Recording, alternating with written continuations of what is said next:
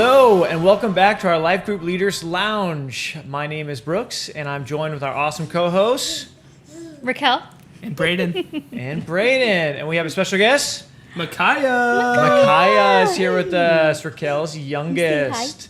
So, as usual, we are here to inspire, train, and equip you to be the best life group leader you can be.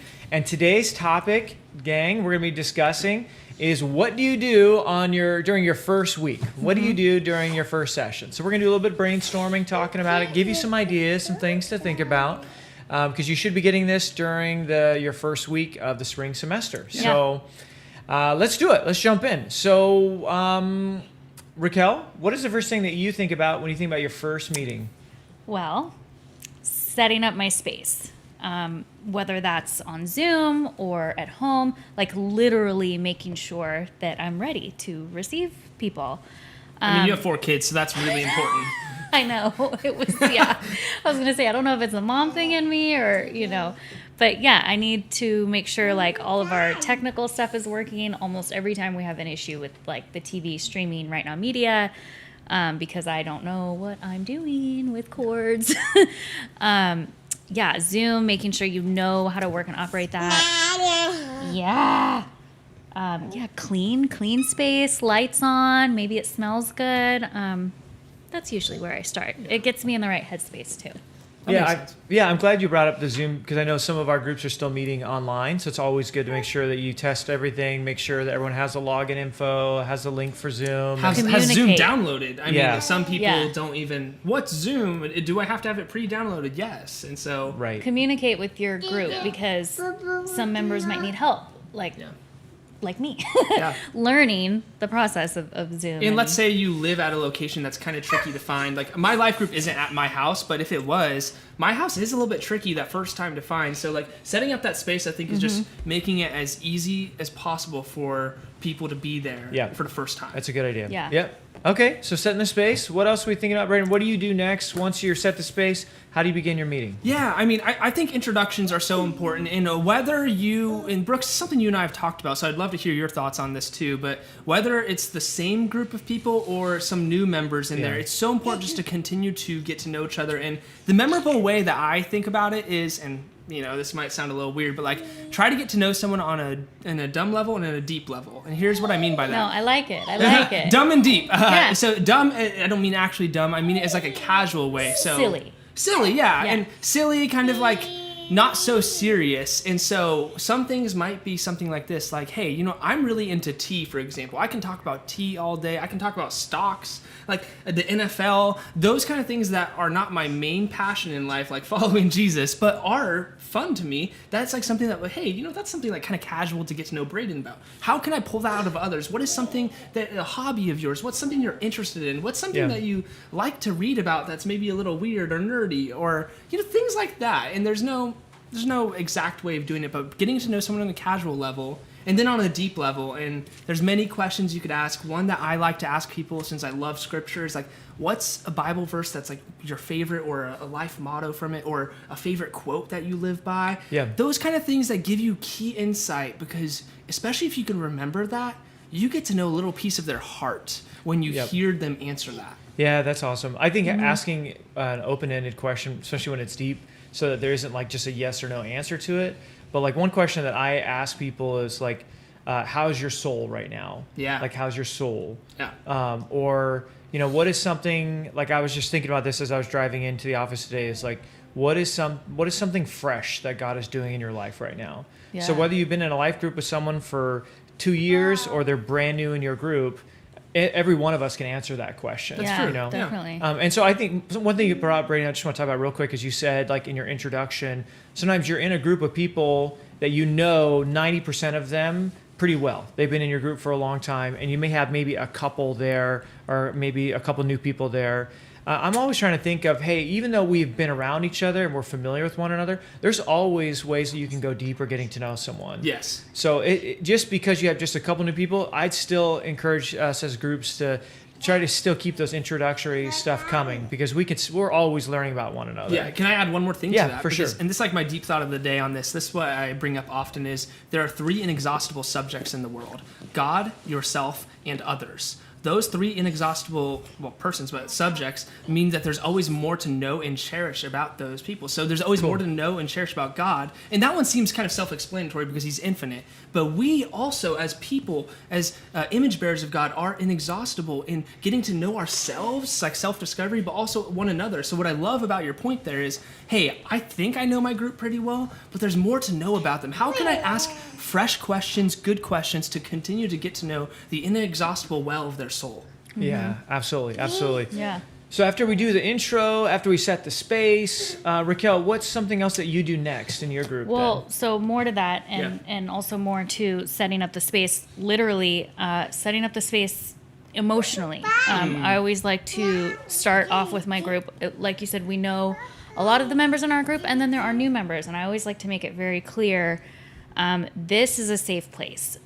Any questions you might have, any vulnerabilities that you share, any, like, we joke, what happens in group stays in group. Yes. And that truly means like all aspects. If you, I also talk about my group members as my 3 a.m. friends. If you call me at 3 a.m., I will answer the phone for you. I don't care what it is. I don't care what kind of, maybe you're in trouble or maybe you made a mistake or you're anything. Like, we are here for each other, and this is a safe place. Yeah. And we can share everything openly, honestly, ask your hard questions, share your hardest struggles, because we're here together. We're doing life together. I mean, Raquel, something that I've always respected about you as you lead, and you lead it by example, is this case of vulnerability. This, your heart is so open to those around you because you know that by leading that charge, it's more likely that others will be vulnerable. And I guess my one piece of encouragement to those to know is that, like, vulnerability takes time.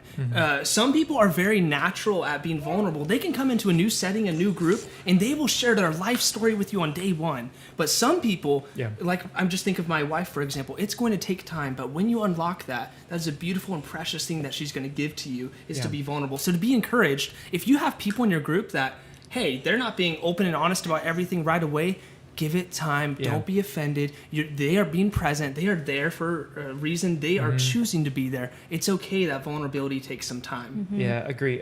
And that's something we want to be praying for discernment on as leaders, is that, you know, the Lord is working in this person's life in ways that maybe you don't know yet, especially if they're new or even if they've been going for a while. Like, so God may start to show you certain things in someone's life before maybe they even see it themselves.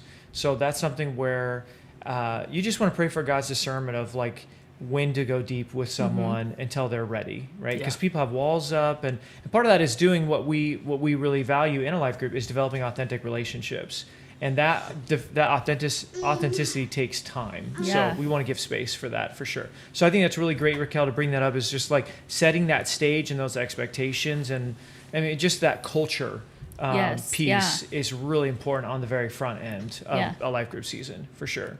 One other thing I would say is maybe we could talk about that team aspect of your life group as well. And how's that pertain to the first week especially? Because I know we're going to continue to talk about building a team. But building a team on first week. Well, this is that idea of, like, okay, is there anybody here in my group that has a heart for serving our community? Oh, there we go. Okay. So, like, does someone in your group really want to start serving people outside of your group context?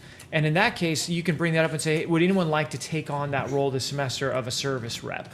That's being a part of your team, right? Or it may be, hey, we have, 8 people coming to our group. Does anyone here feel really have a desire to, like, maybe get the drinks for everybody? And so they, like Raquel, you talked about a couple podcasts ago, it's like, has a hospitality gift where they want to be here to just be able to support the team and the group. So talking about those roles in the first week may be a great use of that time. Or even beforehand, in the sense of, if you have a hospitality gifted member in your group, hey, can you help me set my space? Even before the first meeting. Oh, that's smart. I think that's proactive. That's good. Yeah, that's really good.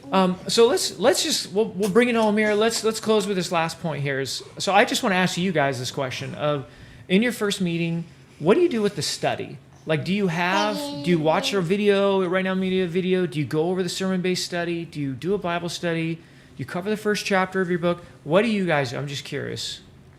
I plan on it.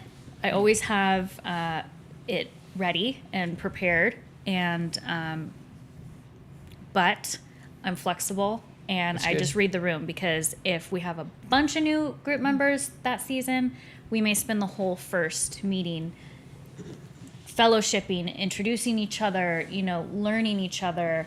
I will definitely always set that culture and say that this is a safe place, and go over like what we hope to study, at least.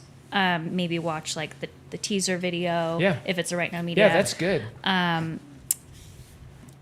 Yeah, I explain kind of generally. I'll also explain like, because sometimes Nate will leave town and we'll stop group for a week or two while he's out of town, and then we'll come back up. So I'll explain like schedule wise Okay. what we're gonna do. So But yeah. signposting those things. Yeah, just kind of going over how the group's gonna go for the next 10 weeks. Yeah. And yes, prepare to have the study, but potentially we won't do Yeah. it that first week if Yeah. Okay. things are flowing. Brandon, what about you? What are you Yeah, doing? for first study, my group, I prep original content. Mine is actually very class oriented. It's very interactive and still building relationships, but it's more unique in that regard. And so for me, I prep less, but I always have some part of teaching. We always get to that at some point. And for me, I think the key thing is I want to give them something thoughtful to hold on to. And it's just like at least one thing. Okay. Yeah, that's good. And it kind of is like the seed that the whole class, or the whole group, I should say, grows into as we're unpacking whatever content we're going through that term. But I'm giving them that little seed that they can see, I'm excited to be here next week. I'm excited because I met new people or resolved people I like. Yeah. But I'm also excited because I see the seed of what this can grow into. And Cool. this is exciting to me. Cool. Okay, good. How about you? For me, I kind of do what you said, Raquel, is I introduce the book or the topic for the semester. So I make sure that we talk about maybe even the authors, maybe some of the past stuff that they've written, and then introduce kind of like where we're going for the semester. And then, I usually try to share like a scripture of what God is kind of, where I think God is taking us. And That's so I cool, usually yeah. don't go super deep the first one. I spend Right. more time getting to know the group. Yeah. And then I just kind of, like you said, signpost for where we're moving Yeah. for the semester. Yeah. So anyways, I think it's been good. Very helpful conversation. Hopefully you guys feel the freedom to lead as you see fit within your group. Yes, So yes. if you feel the need to jump right in the text, that's totally up to you. But don't feel pressured either. If you want to just take that first week to just, like we talked about, lay out the culture, talk about some introductions, maybe discuss kind of the setup and moving forward and building a team. So we're happy you're joining with us. We hope you were inspired and encouraged. And if you do like what you're hearing, we'd encourage you to like it and to subscribe. That'll help us to just continue doing this even better. All right. Thank you so much. See ya.